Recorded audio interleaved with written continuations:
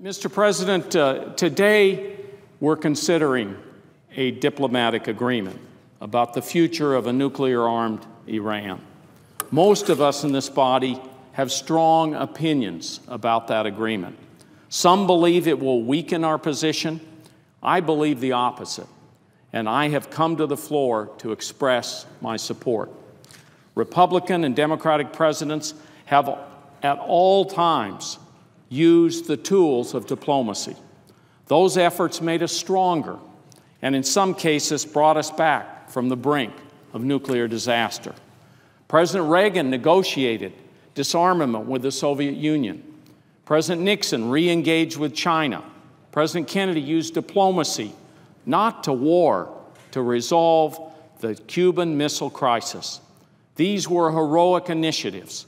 In each case, they were attacked for weakness, and in each case, they made us safer. I begin my remarks about the power of diplomacy because I want to echo points that Senator Durbin made so well last week. I would urge my colleagues to review his remarks to better understand the history and importance of diplomacy in our country. None of the historical deals we reference was perfect. All were fiercely attacked, but they made the world a safer place. They moved us forward, and this agreement will also move us forward. When it comes to our relationship with Iran, there is much we need to do. But there is one thing that we must do: stop Iran from building a nuclear weapon, period. That is our priority, that is our goal, and that is what we all agree on. The sanctions did what they were intended to do. They brought Iran to the table and enabled our diplomats to effectively stop Iran's nuclear weapons program. The results are clear. Multiple centrifuges ready to be disconnected, uranium levels insufficient for a nuclear weapon or a quick breakout, and no access to plutonium. This is a historic moment. This agreement has profound impact if we approve it, and make no mistake if we fail to approve it. Because let's be clear on one reality: this is a multilateral agreement. It was confirmed by the UN Security Council just last week. The sanctions regime cannot be sustained by U.S. action alone. This is a time for careful review, and I hope we can take a step back and take a clear view. In this debate, we need to consider three basic points of the agreement. One, what it does; two, what it does not do; and three, what it will require of us in the future. I want to start by talking about what this agreement does.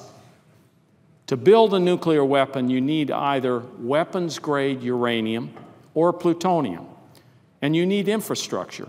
Those are the pathways, and this agreement will block them all.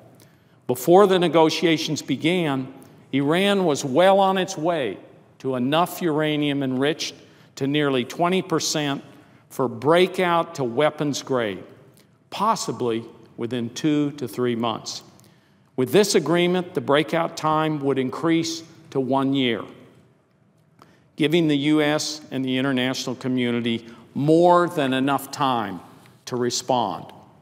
Under this deal, Iran's uranium stockpile is cut by 98%, and I repeat there, this is a surprising development here. Under this deal, Iran's uranium stockpile is cut by 98%. Enrichment is limited to 3.67% for 15 years. Centrifuges are reduced by 2/3. Enrichment capability at Fordow facility will also be limited and closely watched. The International Atomic Energy Agency will be able to verify that Iran is abiding by its uranium limits by monitoring every stage of the nuclear supply chain. Plutonium will be blocked. The reactor core at Iraq is a heavy water reactor and can produce plutonium. The core will be removed. Its openings will be filled with concrete in a way that the IAEA can verify. Those international inspectors can verify it.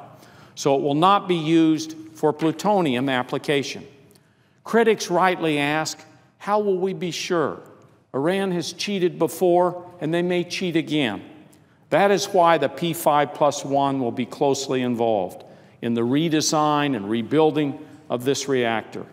If it has plutonium, we will know it. The modernized reactor will not use heavy water and will be limited to 3.67% enriched uranium.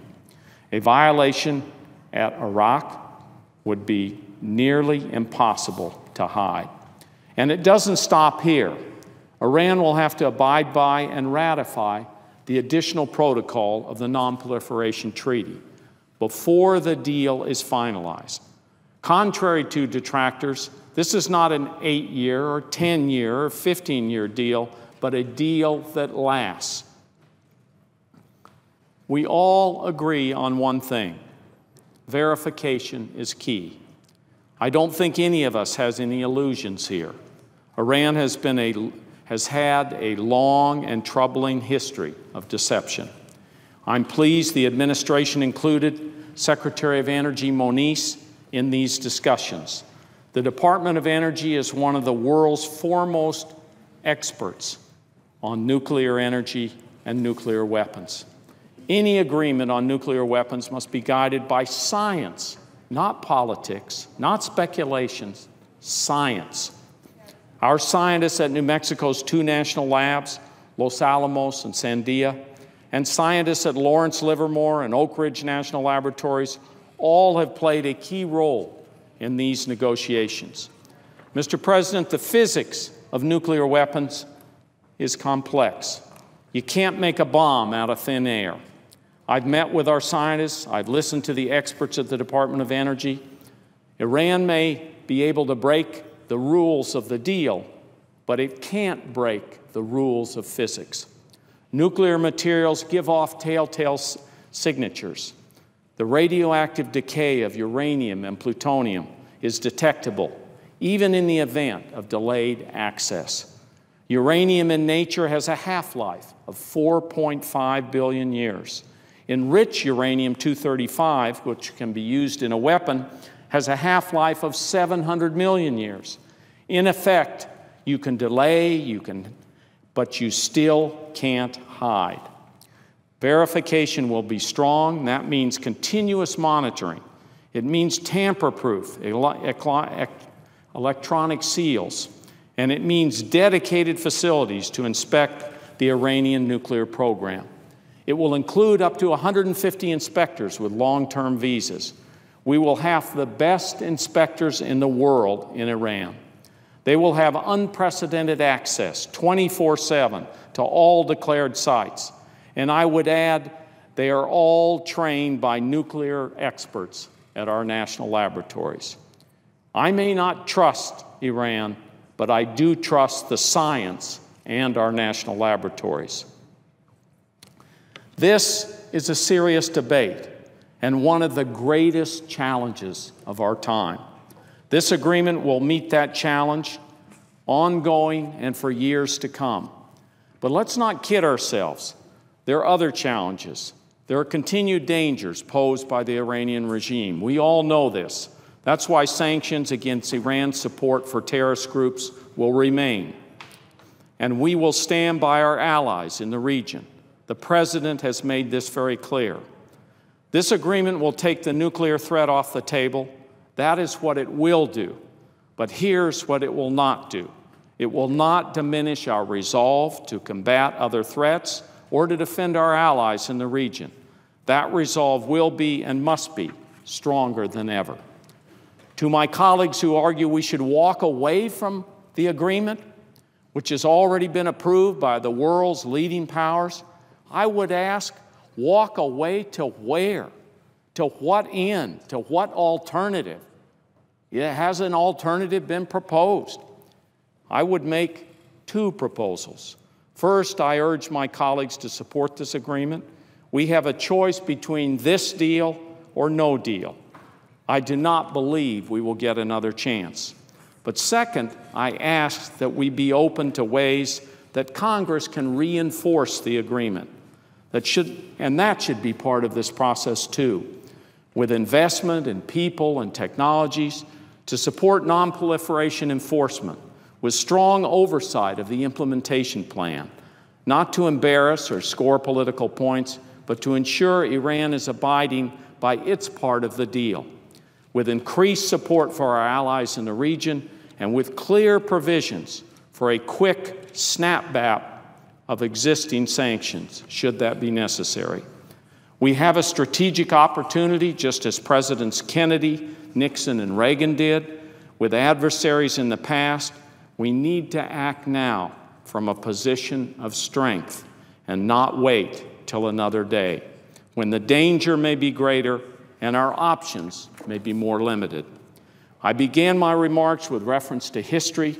I would conclude with one other, closer in time and devastating in consequence, and that is Iraq. Instead of exhausting our diplomatic options, we opted for war.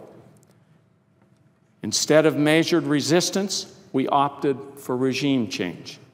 The result was and is tragic. Diplomacy takes time. It's often imperfect, but there are times when it is our best option and our best course. And this is one of those times. Mr. President, I yield the floor.